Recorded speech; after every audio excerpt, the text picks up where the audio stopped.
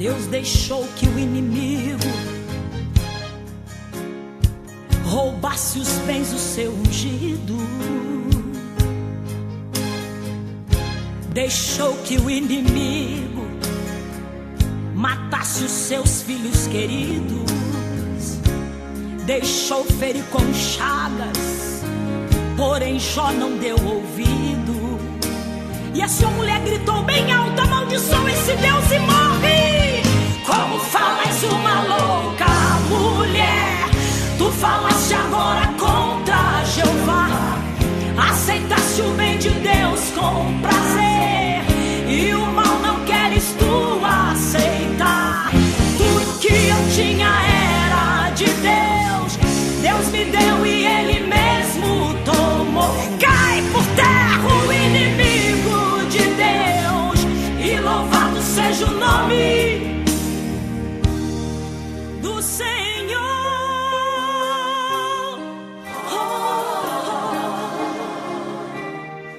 Do Senhor. Bendito é o Senhor.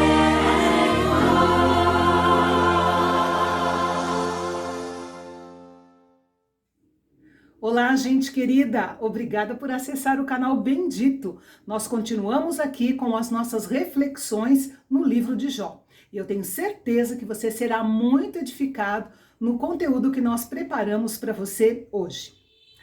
Depois de vários discursos dos três amigos de Jó, tentando convencê-lo de que ele precisava confessar algum pecado, e das tentativas de Jó de se defender dessas acusações, nós chegamos ao capítulo 28, onde nós vamos ver que Jó faz algumas perguntas sobre a sabedoria. Ele fez essas perguntas justamente porque estava cansado de ouvir os discursos cheios de frases prontas dos seus três amigos.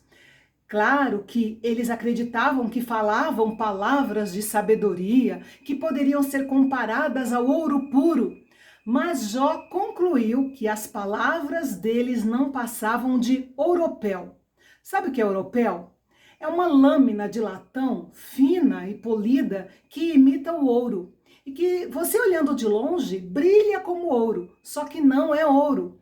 É um termo que define um brilho falso, um esplendor aparente. Pois é, os três amigos de Jó possuíam muito conhecimento, mas na realidade lhes faltava sabedoria.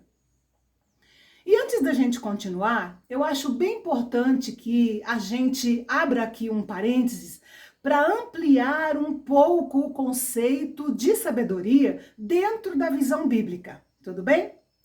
Pois bem, em Tiago, capítulo 3 e versículo 5, nós lemos o seguinte: essa não é a sabedoria que vem do alto, mas é terrena, animal e diabólica. Nós vemos aqui duas formas de sabedoria, a terrena e a diabólica. Eu estou considerando apenas duas formas de sabedoria, porque esse termo animal que aparece aí, no grego é psique, que significa natural, ou que pertence à vida natural ou humana. Então nós vamos falar dessas duas formas de sabedoria, humana e diabólica. A sabedoria terrena ou humana é o que nós chamamos de inteligência, que obviamente é dada por Deus, e que é a habilidade de utilizar informações que nós adquirimos através da leitura de livros, do aprendizado com professores, pastores, quando nós assistimos algum documentário ou algum filme e várias outras fontes que nos dão conhecimento, que nos dão informações. E a inteligência, ela nos capacita a fazer construções e conexões que nos tornam capazes de aplicar essas informações que nós recebemos dentro do contexto da nossa vida, no trabalho, nos estudos, nos relacionamentos e em várias outras atividades da nossa vida. Os livros e os artigos seculares fazem diferença entre inteligência e sabedoria. Esse termo sabedoria é um termo mais usado na filosofia e na teologia. E hoje em dia a psicologia se refere à sabedoria como sendo a famosa inteligência emocional.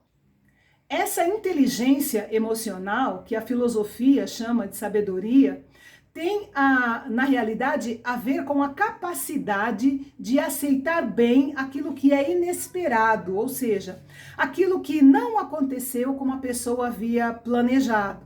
Segundo eles, as pessoas inteligentes emocionalmente tendem a ter uma personalidade mais calma, mais compreensiva, diante das circunstâncias difíceis, das circunstâncias adversas. Elas sabem encarar com mais resiliência as coisas contrárias da vida, aquilo que não foi planejado e que as pega de surpresa.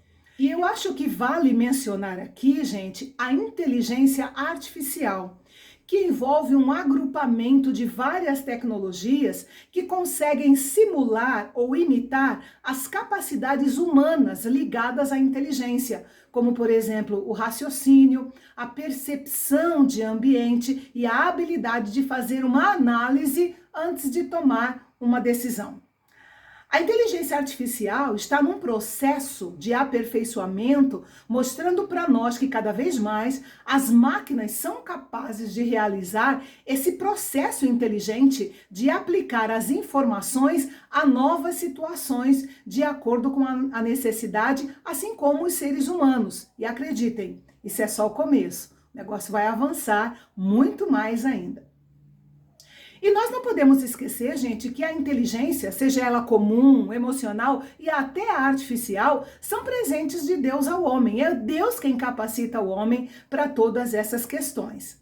E o filósofo Platão, que todos conhecem bem aí dos livros de filosofia da escola, ele disse que a sabedoria é uma qualidade divina, inerente, que os homens possuem num certo grau e que eles têm a obrigação moral de cultivar. O ser humano foi dotado de inteligência maior ou em menor QI e ela pode ser desenvolvida e aperfeiçoada de várias formas.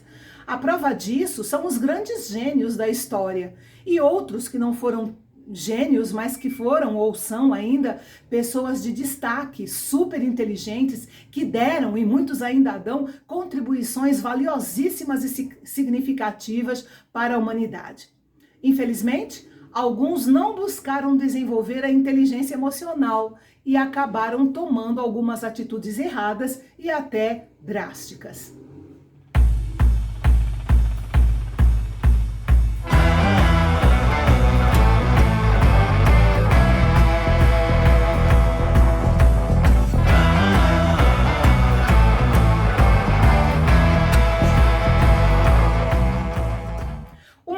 Forma de sabedoria que nós vemos em Tiago, capítulo 3 e versículo 15, é a sabedoria diabólica. Como é que funciona isso? Sabedoria diabólica é um tipo inferior de sabedoria que leva a pessoa a se encher de orgulho, a procurar rivalidades, divisão e até confusão.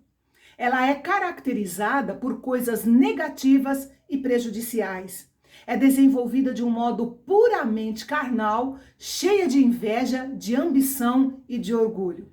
É um tipo de sabedoria inspirada pelos demônios, ou seja, é um produto do reino das trevas. E sendo demoníaca, é um tipo de sabedoria que se mostra totalmente contrária a Deus e que inspira pessoas, capacita pessoas a desenvolver ideias que resultem em comportamentos que ofendam a santidade de Deus. É o que a gente chama de sabedoria diabólica, ou a Bíblia chama de sabedoria que realmente vem do inferno.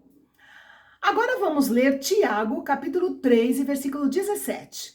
Diz assim: mas a sabedoria que vem do alto é, primeiramente, pura, depois pacífica, moderada, tratável, cheia de misericórdia e de bons frutos, sem parcialidade e sem hipocrisia. Esse texto fala da verdadeira sabedoria, a sabedoria divina. Ela tem características que não se adquire em nenhum lugar desse planeta. Olha só as características dela. Como nós já lemos, ela é pura, ou seja, incontaminada e sem qualquer defeito moral. Ela é pacífica, significa que ela não é contenciosa e que não busca os seus próprios interesses. Ela é moderada, isso é, gentil e cheia de consideração. É tratável, quer dizer que pode ver o ponto de vista do outro e, se preciso, mudar de opinião. É cheia de misericórdia e compaixão pelo outro, cheia de bons frutos ou de boas obras, sem parcialidade, ou seja, é sem variação, age com justiça e com honestidade, e é sem hipocrisia ou sem fingimento. Essa é a sabedoria, meus queridos. A inteligência artificial nunca irá imitar.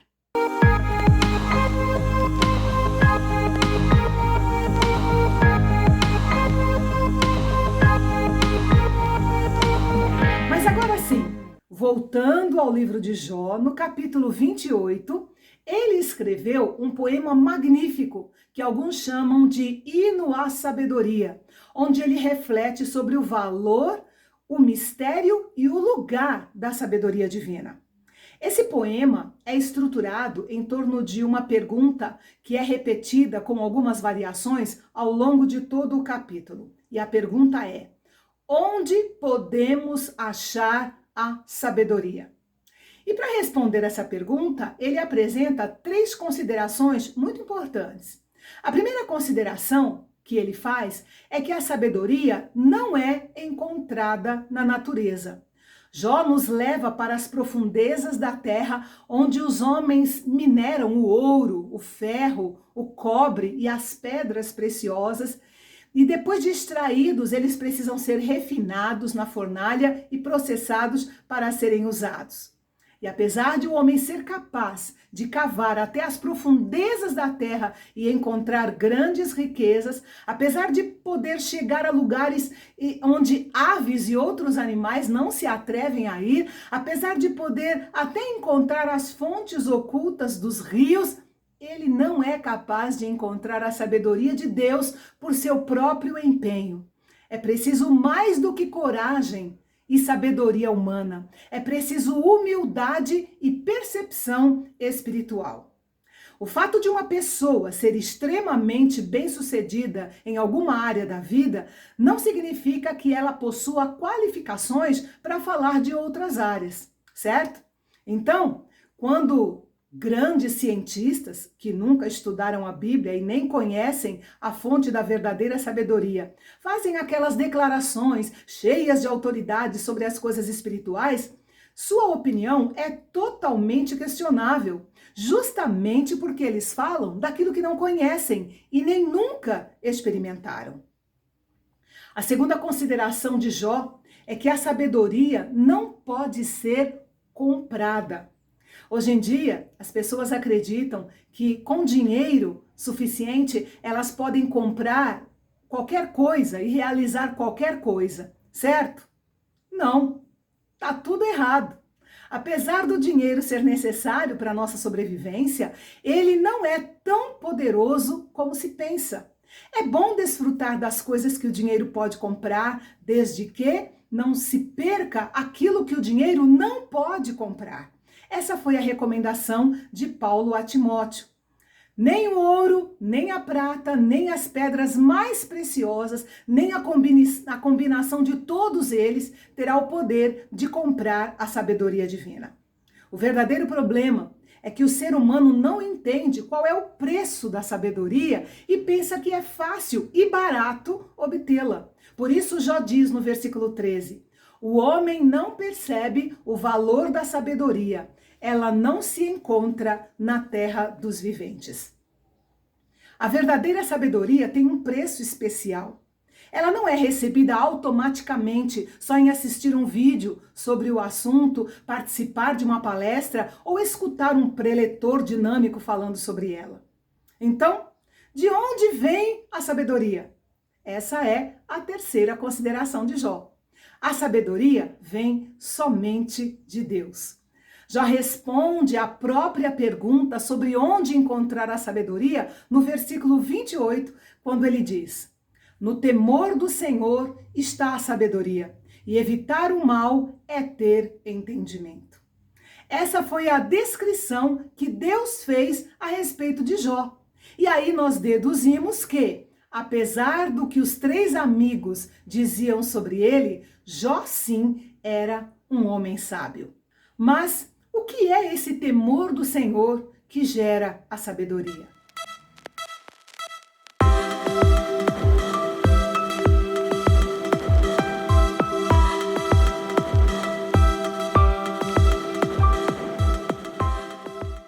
O temor do Senhor nada mais é do que uma reverência amorosa por Deus, pelo seu caráter, pelas suas palavras, pelas suas ações.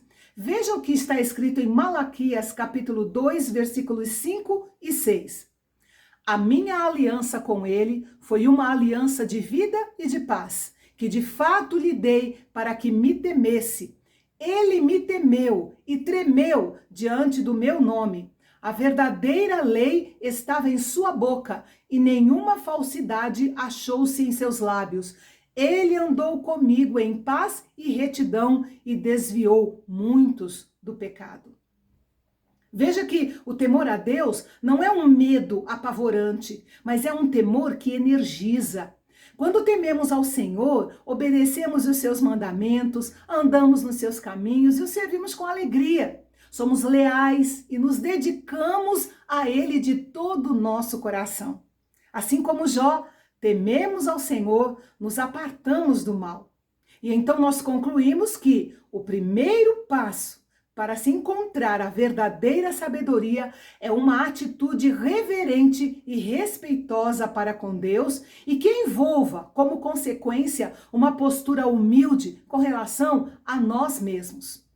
Sabe, o orgulho pessoal é o maior obstáculo para a sabedoria espiritual, ou a sabedoria divina. Olha só o que diz Provérbios, capítulo 11, versículo 2. Quando vem o orgulho, chega a desgraça, mas a sabedoria está com os humildes. Bem, feito isso, o próximo passo é pedir a Deus por sabedoria. É o que a palavra de Deus nos orienta em Tiago, capítulo 1, versículo 15. Se algum de vós ou algum de vocês tem falta de sabedoria, peça a Deus, que a todos dá livremente, de boa vontade, e lhe será concedida. Quando nós caminhamos pela fé, nós descobrimos a sabedoria de Deus em situações do nosso dia a dia. A sabedoria divina não é uma coisa abstrata, mas é algo pessoal, algo prático. Quanto melhor conhecermos a Cristo e mais semelhantes a Ele nos tornamos, mais andaremos em sabedoria e compreenderemos a vontade de Deus. Por isso, nós devemos permitir que o Espírito Santo abra os olhos do nosso coração para compreendermos melhor as riquezas que nós temos em Cristo. Sabe, uma pessoa pode ser muito inteligente, mas não muito sábia. O ideal, é claro, que haja um esforço para se ter os dois, mas nem sempre é o caso, principalmente nos nossos dias, em que, infelizmente, a moeda de ouro é a beleza e a moeda de prata é a inteligência, que dá os melhores acessos na sociedade. Nós vivemos em uma cultura que coloca a inteligência acima da sabedoria que vem de Deus. E aí, o que nós vemos é uma verdadeira competição de pessoas para ver quem é o mais inteligente. E eu sei que é difícil resistir a uma tentação tão endêmica na nossa cultura. E quando eu digo endêmica, é porque está presente no nosso meio o tempo todo, e isso já faz muito tempo. Realmente é difícil resistir à tentação de ser inteligente e cada vez mais inteligente e mais informado do que qualquer outra pessoa, não importando se estamos magoando alguém com a presunção do nosso conhecimento, que por acaso alguém já até mencionou que pode ser pode se tornar uma armadilha. O muito conhecimento pode se tornar uma armadilha. Alguém já usa até o termo armadilha do conhecimento, nos alertando para não cair nessa armadilha. Tamanha é a competitividade ou a competição aí no mercado e na sociedade. Enfim, o poema de Jó nos ensina que somente o indivíduo que procura ser justo, tem a chance de adquirir a sabedoria, porque ela não é resultado de nenhum empreendimento humano. Esse capítulo 28 do livro de Jó, naturalmente, é uma censura aos amigos críticos de Jó, que pensavam que tinham conhecimento suficiente, mas não chegaram nem perto de encontrar as respostas para os problemas de Jó e nem apresentaram solução para o problema do sofrimento humano, de um modo geral. E mesmo para nós, hoje em dia, com a revelação tão ampla que nós temos pelo Espírito Santo e pela palavra de Deus, a questão do sofrimento humano ainda tem muitos enigmas, ainda é uma incógnita. Bem, o discurso de Jó ainda não havia acabado. Nos 3 capítulos seguintes, 29, 30 e 31, ele faz uma retrospectiva da sua vida e depois ele desafia Deus a fazer uma das duas coisas: justificá-lo ou julgá-lo. Claro que ele fez isso porque ele sabia que ele tinha certeza de que o Senhor o justificaria. Já os 3 amigos de Jó tinham certeza de que Deus o condenaria. E aí fica a pergunta: o que será que Deus vai fazer? É o que nós vamos ver na nossa próxima reflexão e você não pode perder. Que Jesus te abençoe, que te encha de sabedoria do céu, sabedoria pura, pacífica, moderada, tratável, cheia de misericórdia e de bons frutos, sem parcialidade e sem hipocrisia. Amém? Até o nosso próximo encontro, se Deus nos permitir.